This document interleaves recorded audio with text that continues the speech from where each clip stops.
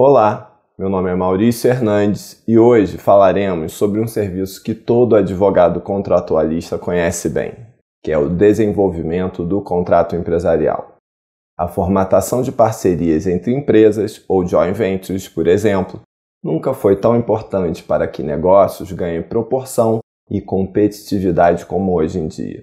Inovar no mercado, meus amigos e minhas amigas, é sempre mais fácil quando você tem um bom parceiro ao seu lado. Cada contrato possui uma complexidade e requer um grau de cuidado específico do advogado empresarial. Nesse contexto, nem toda relação que se forma terá um pré-contrato, por exemplo.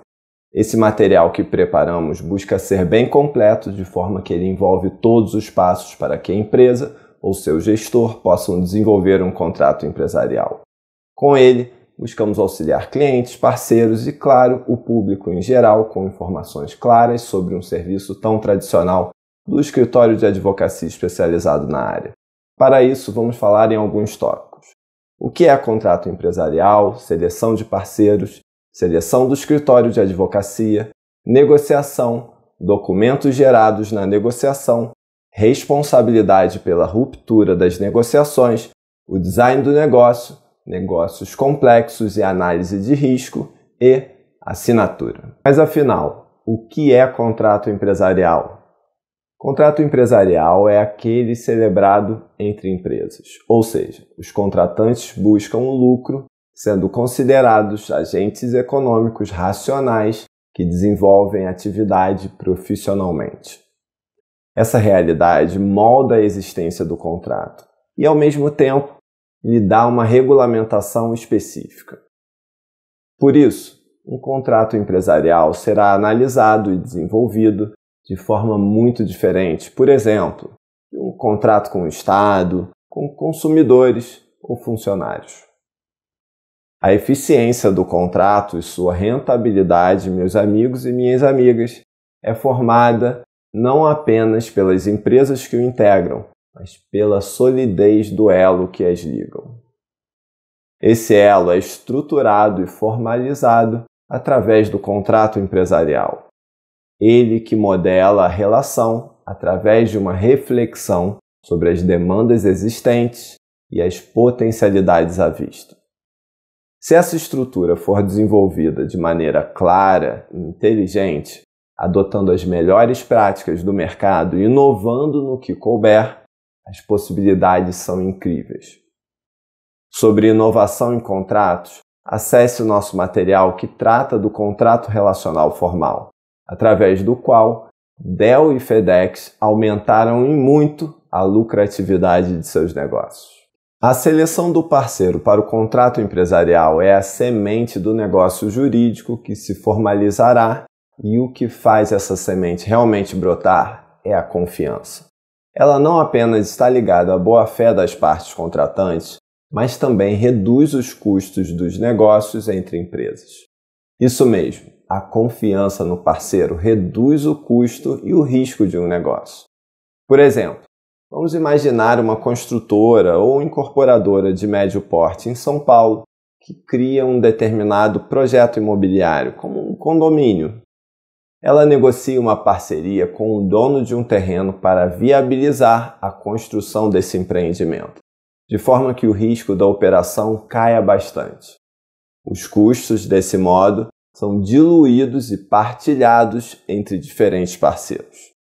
Assistida por um advogado empresarial especializado na área imobiliária, a construtora negocia a formação de um pequeno fundo de investimento junto a uma gestora do mercado financeiro.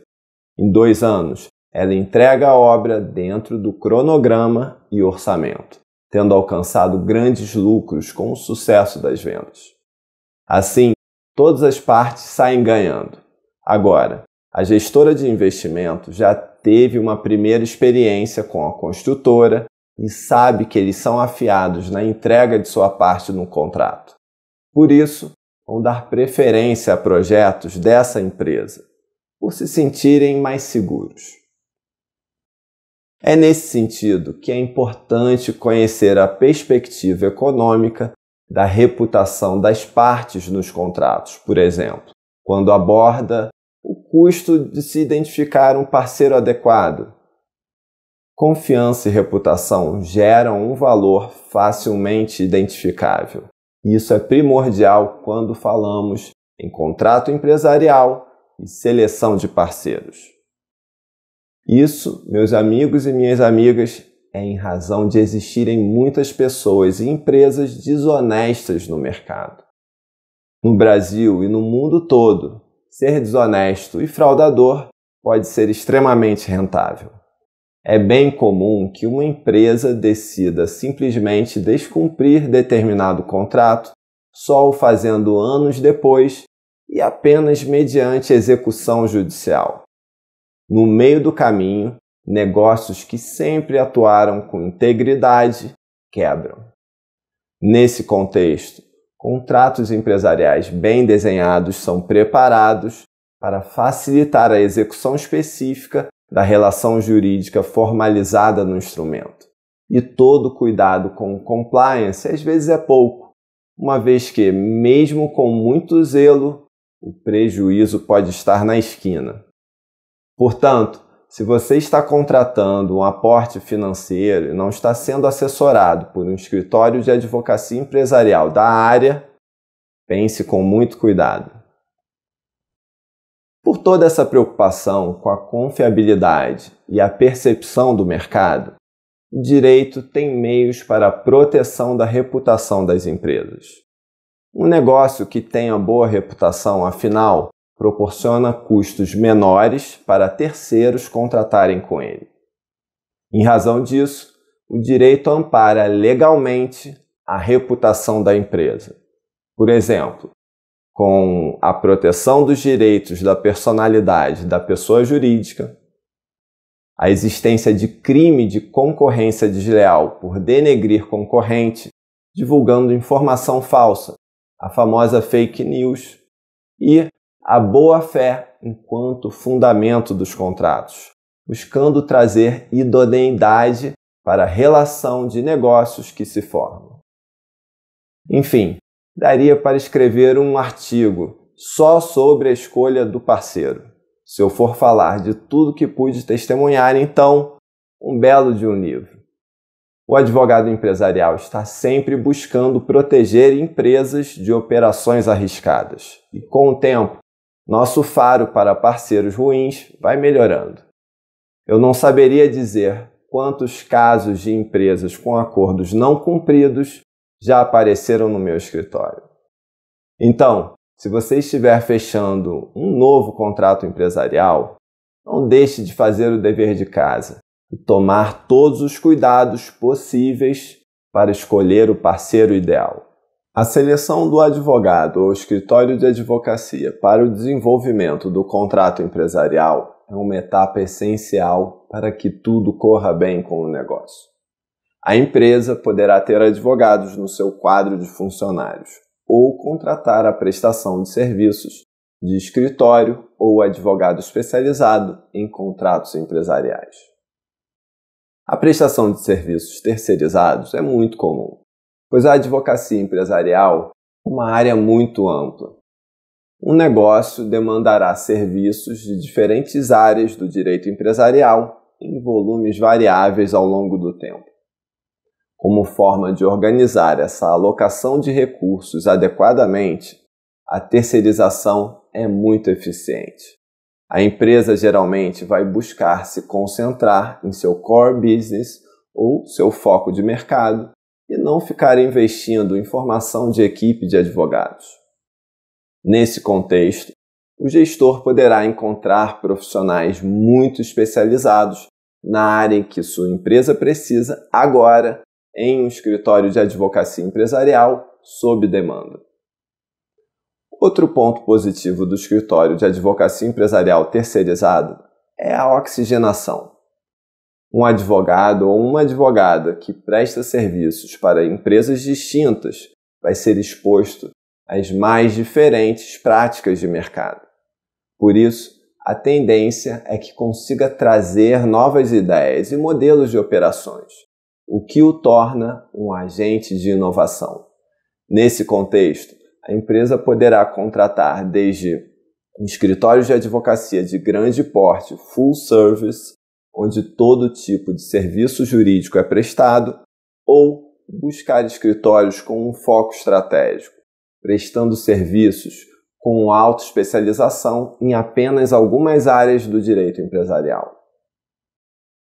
Uma análise de custo-benefício sempre será feita em relação ao investimento que a empresa realizará ao escolher um escritório de advocacia para lhe prestar consultoria.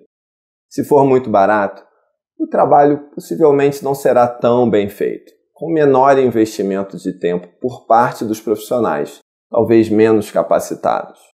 Se for muito caro, poderá reduzir a lucratividade do negócio. É importante dizer ainda que certos contratos empresariais demandam que os advogados estejam familiarizados com o mercado e o operacional da empresa. Só assim eles poderão entender melhor as necessidades e oportunidades operacionais existentes no contexto específico, realizando o design do negócio de forma eficiente. Por isso, é importante criar uma relação com o escritório para que possa haver esse envolvimento maior com a empresa e sua estrutura. Pode ser um pouco contraintuitivo para o gestor a necessidade de o advogado entender a fundo a sua empresa e operações. No entanto, isso é parte integrante do trabalho do advogado empresarial contratualista, que modela e formaliza as relações da empresa com o mercado. A negociação do contrato empresarial também é conhecida como fase pré-negocial, quando as partes se aproximam e iniciam debates sobre valores e posições. As empresas, em princípio, iniciaram um debate sobre determinado negócio que pode beneficiar ambas, de forma que, com o contrato, elas se enxerguem em melhor posição no mercado.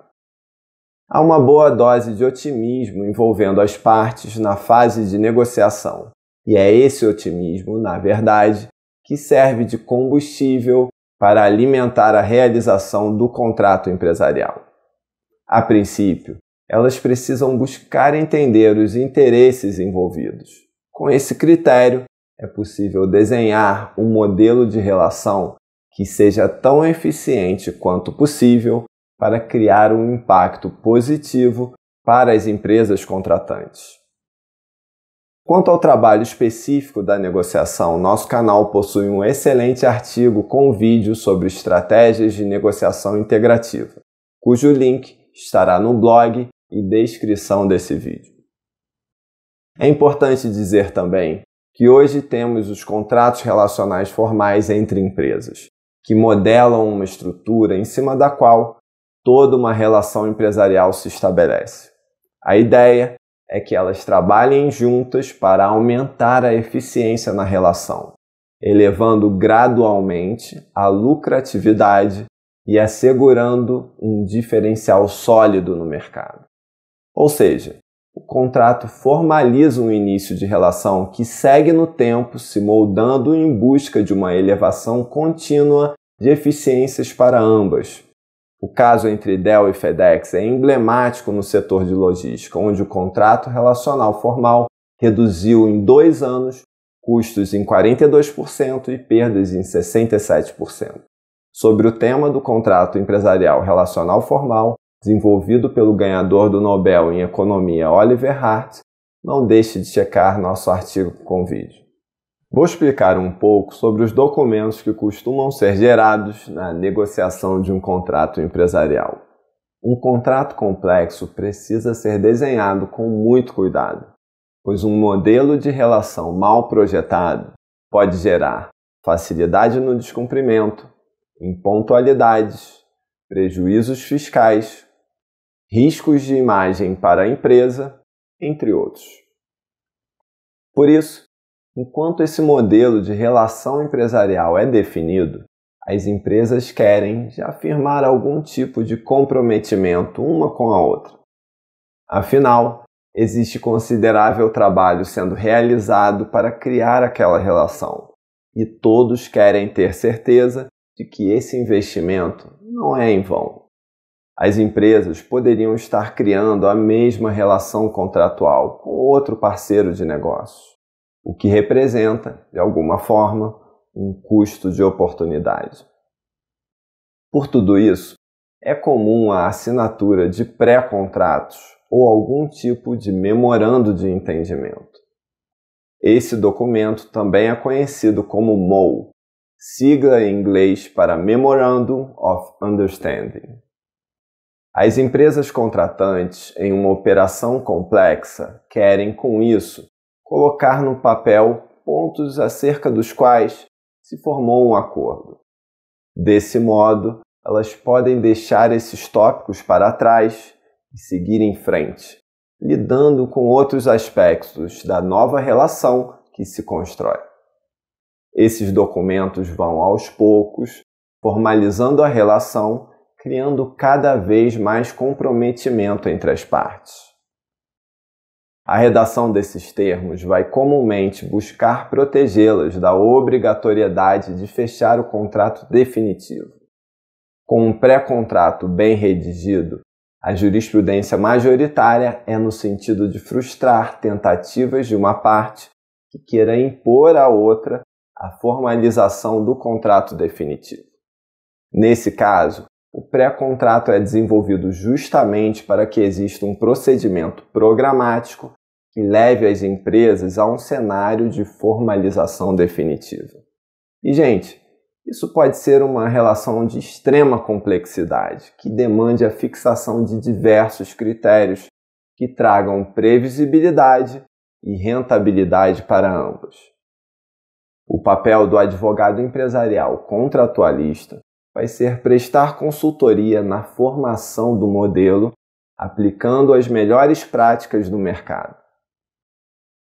Uma relação empresarial que possua uma estrutura que incentive o desenvolvimento e a inovação pode ser um forte motor de crescimento para os contratantes.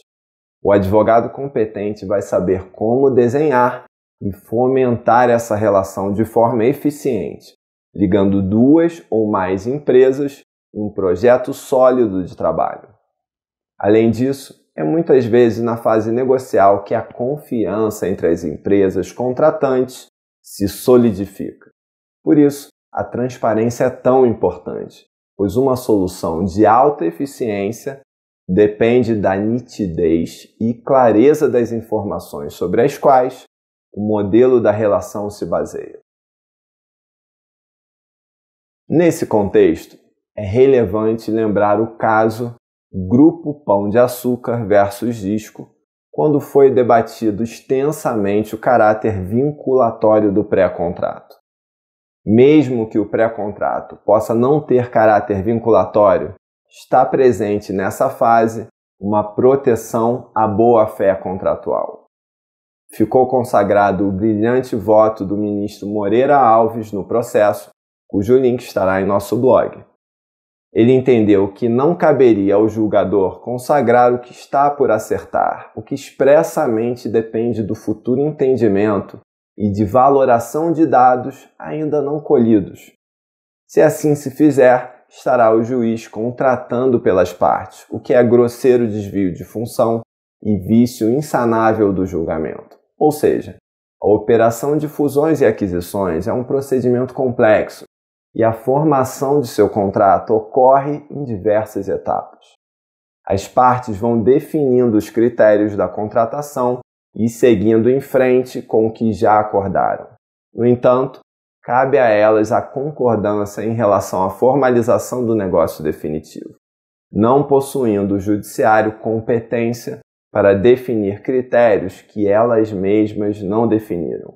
Mas afinal, podemos falar em responsabilidade pela ruptura das negociações, ou seja, se uma das empresas, após meses de negociação, simplesmente virar as costas e decidir não contratar, pode? A jurisprudência do TJ de São Paulo informa que, para haver direito à indenização, será necessário comprovar inequívoca violação da boa-fé objetiva. Afinal, desistir de uma negociação é uma faculdade da empresa. Tornar vinculante a negociação seria criar riscos absurdos para a atividade negocial, e é através dela que formalizamos negócios complexos. O STJ, contudo, possui jurisprudência no sentido da responsabilização por ruptura de negociações em fase pré-contratual. O caminho seguro é que as partes assessoradas por advogados empresariais deixem claras as suas intenções para que os riscos de conflito sejam reduzidos. Portanto, a redação de eventuais termos iniciais deve ser extremamente cuidadosa. Obviamente, é possível prever uma multa para a ruptura das negociações, mas as partes precisam tomar cuidado para não tornar a negociação uma atividade arriscada.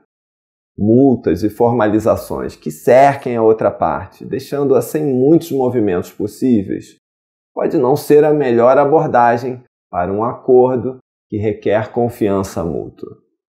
No entanto, cada caso é um caso, e negociar com uma empresa muitas vezes significa não negociar com outra.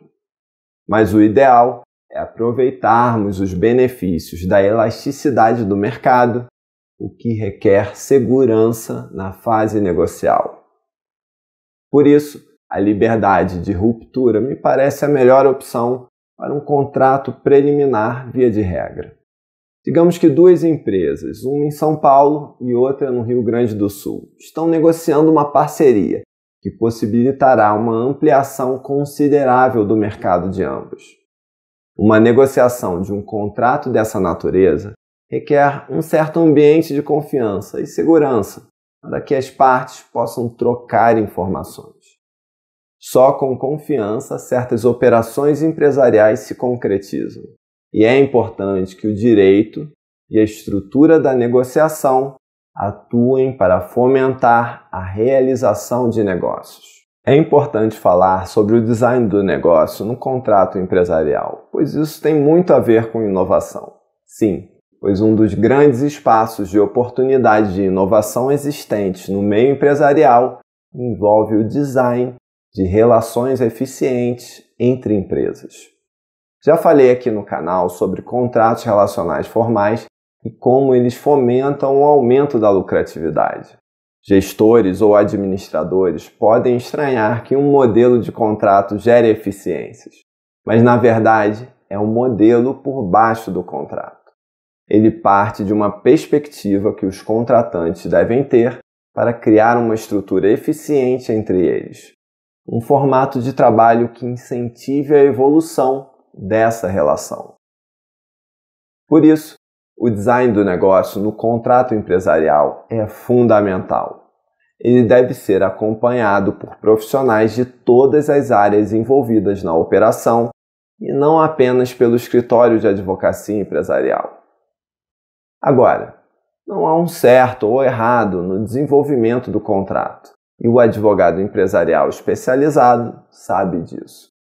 Mas, em geral, o profissional vai querer ter clareza em quais obrigações devem ser estabelecidas, quantos e quais documentos serão desenvolvidos, seu formato de redação e quais contingências os contratos devem possuir. É importante colocar que um contrato empresarial mal elaborado provavelmente vai gerar um negócio instável, com partes insatisfeitas, desempenhar um resultado ineficiente e gerar um risco de litígio futuro, em razão, por exemplo, da falta de clareza. Então, se por um lado, como se diz no mercado, o papel aceita tudo, por outro, a prática não funciona exatamente assim. Cada elo que a empresa cria no mercado precisa ser sólido e, na verdade, ser constantemente revisitado de forma a elevar eficiências. Outro aspecto é que o nome do contrato e de seus capítulos não são essenciais, mas eles podem ser utilizados para a interpretação de suas cláusulas. Um nome mal elaborado pode sim gerar um debate arriscado se chegar no judiciário. O fato, meus amigos e minhas amigas, é que tem muito contrato cujas cláusulas são incompreensíveis. Ou seja, todo cuidado é pouco quando vamos projetar um documento, pois ele deverá ser o mais claro possível para qualquer leitor. Para saber mais sobre esse assunto, não deixe de ver nosso artigo com vídeo, Os problemas dos contratos empresariais tradicionais. A consultoria jurídica empresarial projeta o design do negócio, organizando de forma programática a elaboração dos documentos que o conduz à realidade. Certas operações de parcerias entre empresas ou de fusões e aquisições, por exemplo, demandarão uma atenção extrema do escritório de advocacia empresarial. Alguns negócios, como a aquisição de uma empresa em recuperação judicial, deverão ter o aval do Poder Judiciário. Além disso, novas pessoas jurídicas podem ter que ser criadas só para reduzir o risco da operação, tornando-a mais barata indiretamente. A clareza e a transparência devem sempre ser o perfil buscado pelo escritório de advocacia empresarial no seu mercado. Com o tempo, ele deixará uma marca através da formatação de grandes negócios e o mercado passará a ver sua participação como um redutor de risco.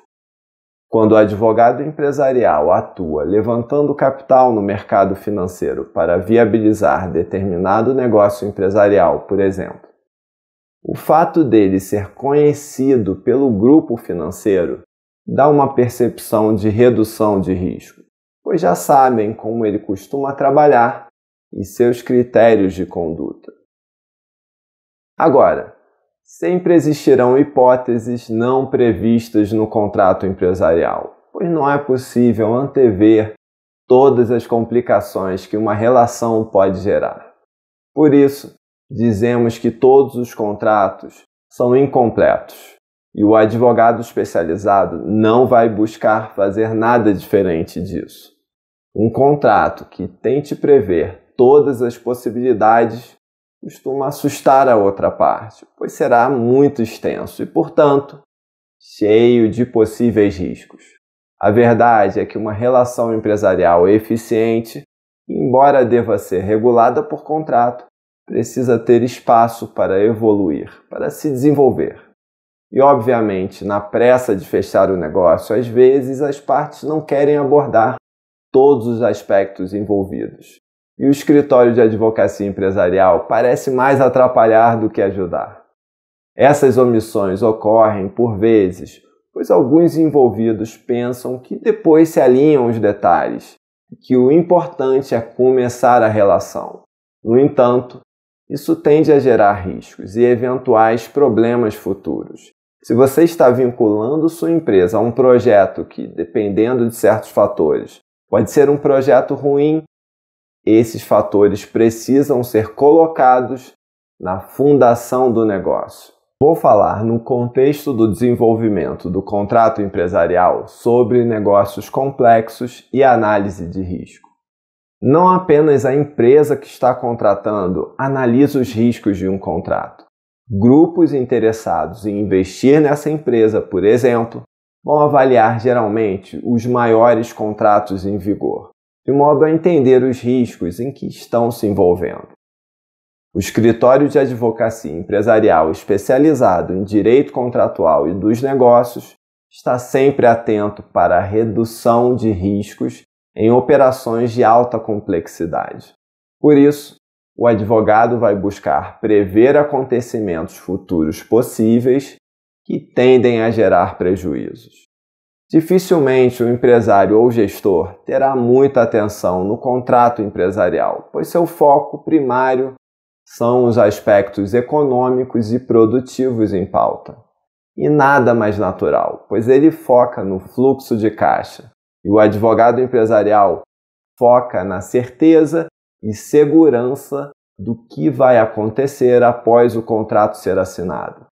Cada negócio terá suas particularidades e riscos específicos, mas o profissional competente já viu de muitas formas diferentes elementos que costumam desandar em uma relação empresarial. Ele, atento para as possíveis alterações de circunstâncias e desonestidades que encontramos por aí, vai buscar ancorar o negócio de forma sólida, resistente às incertezas. Obviamente, não é possível prever tudo, e nem é essa a ideia. O profissional vai buscar, no exercício da análise de riscos, acomodar a operação de forma a criar alguma previsibilidade. Certas situações futuras possíveis são até mesmo ignoradas para não tornar o contrato extremamente complexo e até assustador para os eventuais parceiros de negócios. Nesse contexto, quando o contrato for omisso sobre determinada hipótese, duas são as alternativas. Havendo previsão legal sobre o caso específico, a solução será essa. E, não havendo previsão legal, o juízo ou árbitro deverá decidir. De uma forma ou de outra, quanto mais espaço houver para dúvidas de como lidar com questões contratuais, mais risco existirá na relação empresarial. Não estabelecer uma multa para descumprimento de determinada cláusula central, por exemplo, é um grande problema. Depois de muito debate e alinhamento de intenções entre partes e advogados empresariais, em algum momento chega a hora mágica da assinatura do contrato empresarial e toca rubricar centenas de folhas e anexos tanto pelas partes como por testemunhas. Vinhos são abertos, mãos são apertadas e todo mundo está feliz. Para os advogados é o encerramento de um trabalho, mas para a empresa, muitas vezes, é o início de uma nova relação empresarial. A assinatura, no contexto do desenvolvimento do contrato, não é mais do que uma etapa na vida dessa relação. Os contratos empresariais que deram tanto trabalho e tomaram o tempo de tanta gente são arquivados no setor jurídico de cada empresa e começam, enfim, a gerar seus efeitos. Os advogados, empresários e funcionários, então, torcem para que tudo funcione como previsto, porque se não funcionar, é hora de chamar os advogados de novo. Gostou desse vídeo sobre o desenvolvimento do contrato empresarial e o papel do advogado nesse contexto? Compartilhe e comente o que achou. O artigo na íntegra você encontra em nosso blog com referências e citações. O link estará abaixo na descrição. E não deixe de se inscrever no canal e clicar no sininho para ter acesso a outros temas e novos vídeos sobre o direito empresarial e a prática do escritório de advocacia empresarial. Obrigado.